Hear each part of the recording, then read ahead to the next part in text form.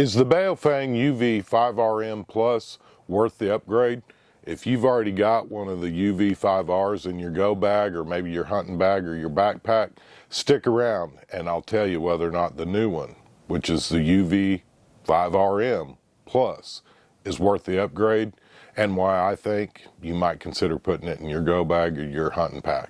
So let's get to the video.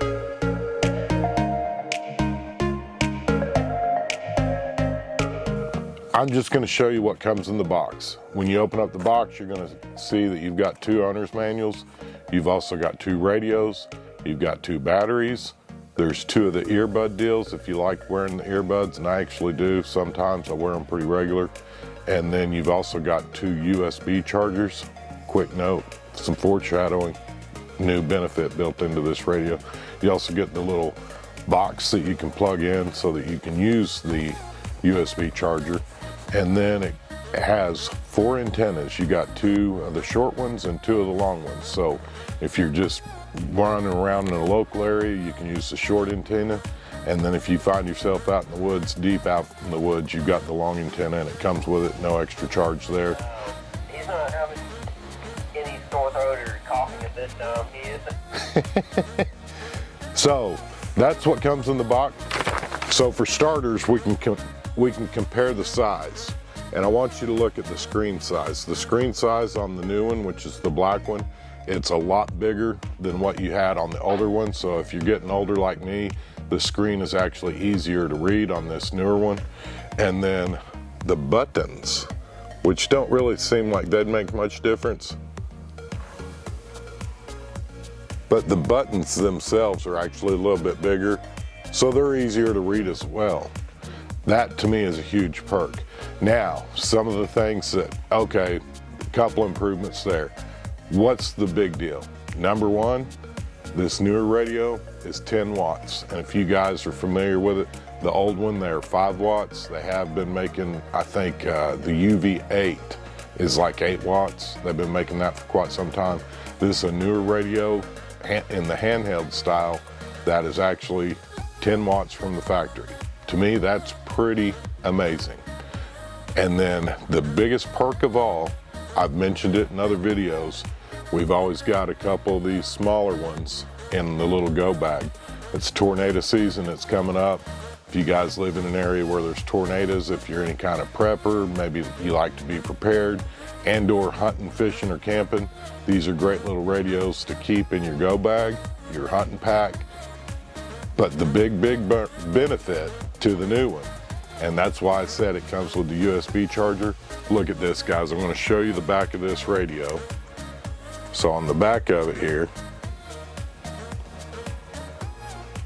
it has the USB charging port. It's also sealed off. But anyhow, that's a big deal, especially if you find yourself in an area, like I say, with tornado season rolling around. Being able to charge this in your vehicle using the USB charger, to me, is a game changer, and one of the main reasons that we went ahead and bought this. I've always got one of these little battery packs that I carry around to keep my phone, iPad, GoPro, and all my little camera stuff charged up. Now you can keep your radio charged up. We're not going to go into an in-depth deal on how to program this radio. I'll probably make you a whole nother video for that and show you how easy it is to program them. But the one thing I will say is if you've already got the Chirp software and you've got one of their older radios, it's real simple programming, unlike some of your more expensive radios where you almost have to have a computer science degree to get them programmed. The Chirp software is readily available, it's free. And then also, along with the Baofeng radio, you can go to Baofeng and download the software that's made specifically for the radio.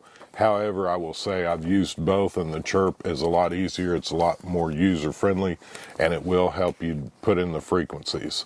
If you're in an area like we are, in a small country town. 1023 with the down the line. Will you attempt to reach Let's Go?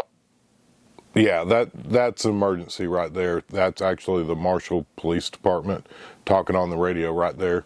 So to answer your question, yes, you can plug in police, fire, EMSA, EMS, paramedics, that type of stuff, if you live in a county where they're still using these style of radios.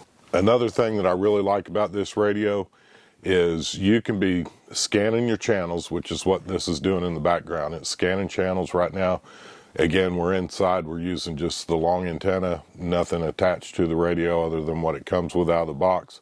We're picking up channels, we're picking up GMRS channels, and while we're talking about it, yes, you can program the GMRS channels. You already know that if you have your ham license, you cannot transmit on a ham radio for GMRS. You actually have to own a GMRS radio, and you have to have the GMRS license.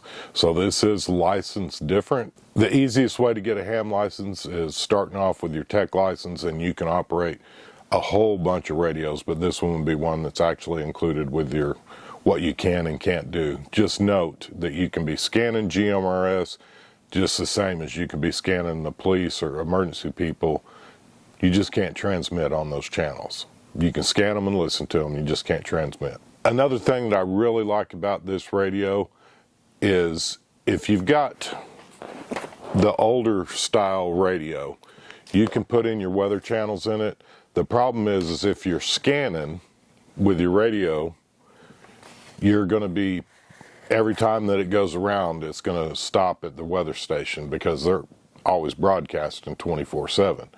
So one of the things that I really like about this radio is the weather channel being pre-programmed in from the factory. So to get to the weather channel real quickly, all you do is you push this 0 button. Mostly cloudy in the morning, then becoming partly cloudy. A chance of showers and thunderstorms.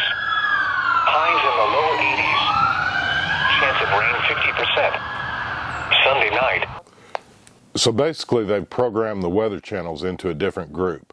So that way when you're going through and you're putting all your channels that you want for your local repeaters and that type of stuff, you don't have to put in the weather channel. That way when you're scanning your channels, you're not hearing the weather channel every time it makes that loop around when it's scanning.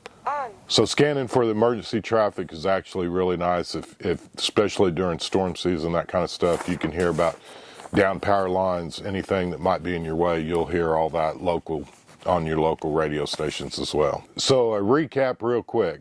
The couple of things that make this, in my mind, worth upgrading is threefold. It's a 10-watt radio, and compared to 5, you've got the weather channel in a different group, so you can actually just punch over to the weather channel without scanning through it. And then the USB charger makes this thing a game changer in my book, because now you're not tied to the cradle that you have to have 110 to recharge your batteries. That is pretty awesome. And then lastly, these things are still pretty cheap.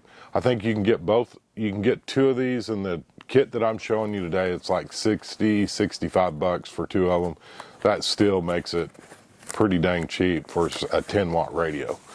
The other thing I will say, 10 watts, I'm able to hit the local repeater. It's about 15 miles away from here, so I'm having no trouble connecting to the local repeater on this 10-watt radio, which actually makes it pretty cool. If you guys already have a Baofeng, put a comment down below and let us know what it is you love or hate about your Baofeng. I think this one, the UV5 RM Plus, is going to be a big hit for anybody who loves to hunt, fish, camp. Maybe you like to stay prepared for emergencies, that kind of stuff. I think this radio is going to really be a good one, and to me, it's worth the upgrade. But I'd love to hear from you. Comment down below. Do you have this radio? What do you think? Do you agree with me? Am I right? Am I wrong? And then if you haven't taken the time to hit subscribe, I'd love to talk you into subscribing. In next week's video, we're going to be showing you how easy it is to program these radios using Chirp. I'm going to show you how to find your local repeaters in your area, pull them over into your radio. It'll be as easy as 1, 2, 3. I've had several people comment that they've got the radios, they've never programmed them. We're going to show you how you can quickly and easily do that, so don't forget to hit subscribe. Again, I hope you all have a blessed week, and let's get outside and make something happen.